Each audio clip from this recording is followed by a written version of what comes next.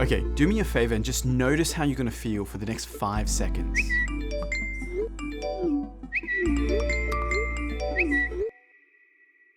Did you feel happier or more stressed? Did you feel this visceral urge to check your phone? These sounds you just heard started to become the soundtrack that controlled my life. And like a pup, I need to be nursed every few minutes with an exciting stimulus that my phone or social media provided. And that worried me. There's literally endless amounts of scientific evidence showing how caustic social media has become to our productivity, baseline stress levels, and mental well-being. Just to name a few, papers saw increased stress levels, increased cognitive load, increased impulsivity, reduced work output, and poorer financial decision making. Okay, let me really hit it home.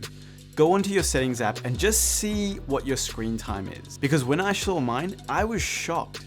I'm someone who doesn't use my phone that much. At least in my mind, I tell myself, oh, I hate using my phone. I'm not the kind of person who's always on my phone. So when I saw my screen time was 4+ hours a day, I was mind blown. That's 60 days a year. That equates to 11 years over a lifetime that you spend looking down at your phone.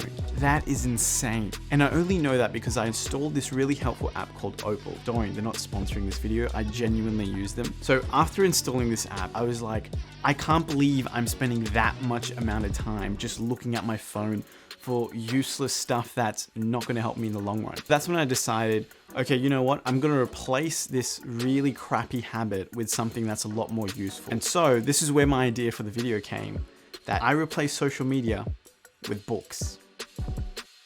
All right, so how exactly did I do that? Essentially, there's 3 main things that I did. Number 1, I bought a Kindle.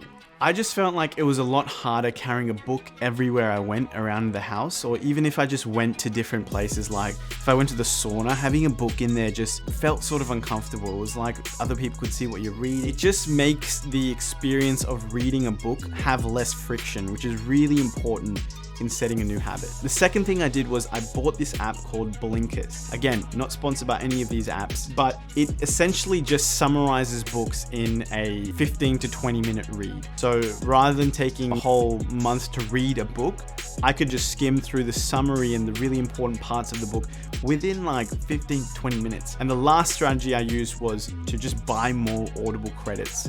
I already use Audible and I think it's fantastic. It's probably one of the best investments I've made. Having more credits and therefore more books to read or listen to, it just helps me onboard more information.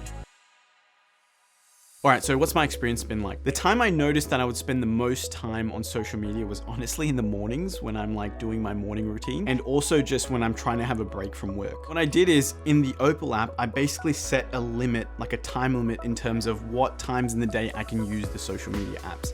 And I wasn't able to use it until post 5 p.m. every day. That basically just made me more hyper aware of the fact that I'm about to use social media, because you can take breaks in the Opal app, but you have to literally go ask permission from the app, hey, can I have a break? And it just slows you down and makes you think, actually, do I really want to use social media right now, or do I want to do something else? Instead of my thumb just mindlessly clicking on Instagram because my thumb is used to the muscle memory, I literally have to think twice and think, oh, how else can I take a break from work? Okay, let's just go downstairs and hang out with my dog, or let's go outside and go for a walk, which honestly to me are just much better ways to use my break and actually refresh for another session of work. And so it just helps me focus more on my day and being more present with the things I have planned, and not having this sense of FOMO, which I think has been really useful, because now I can just feel happy in my day, do the things I need to do, and then go have fun when I plan to have fun. More recently, I read a study about batching your notifications, which I haven't had a chance to properly implement yet, but essentially the study talked about participants who received batch notifications felt better than those who received episodic interruptions. They were able to pay attention to their work better, more productive, and had less stress. And so reading that, I really thought, okay, I should set times in the day that I check my notifications. So for me, it's been after I wake up and do one session of work. After that session, I can check my like urgent messages of the day. And then another time is about midday. And then the third time is about 5 p.m. And then after 5 p.m., I'm less strict on checking social media. But having really strict schedules during the workday has been really beneficial for me. All right, so what do I miss about social media? The thing I really love about social media and TikTok is that it shows me useful information sometimes. TikTok has been showing me all these hidden spots around Sydney, like hidden beaches or new experiences. That's something I really love and find useful. Then I don't have to research it in my own time. And that is actually why I used to justify looking at my friend's story, because I could see when people would go to a new food spot or a new experience that I didn't know existed, and I could try it out for myself.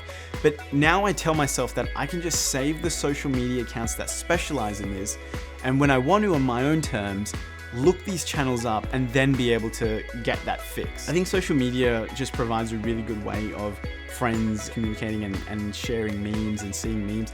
And I think that genuinely does make me happy because I laugh. And so the way I've addressed this is just having specific times in the day that I look at this. All right, overall, what were the results of doing this for 1 week? Did it actually help? Yes, definitely it did. My screen time now is 2 hours and 20 minutes daily average, down by 49%. That's an extra 30 days a year and an extra 5 years of my life. That's literally insane. People spend hundreds of thousands of dollars trying to extend years on their life with medications, procedures, but I've literally just done that by installing one app and being more mindful about how much social media I use. I've honestly doubled or tripled how many books I read in a month now. Every successful person I watch or follow read insane amounts of books, and that's something that I really want to nurture within my own habits as well. The last thing is that I just feel like I have so much more time in my day. My work output this last week has increased, so much so that just yesterday, in fact, I had the highest amount of work I've done in this entire year. In the 3 months that I've been, consistently working and tracking how many work sessions, Pomodoro sessions I do in a year. Yesterday, I had the most I had in the entire year. And I think a part of that was just due to because I wasn't being distracted with my phone and I was being effective and productive with my breaks and actually using them as a break and play time rather than a passive social media thing. All right, thanks so much for watching the video, guys. If you found this helpful, please share it around to someone and like and subscribe the video. And thanks for watching and see you in the next one. Bye.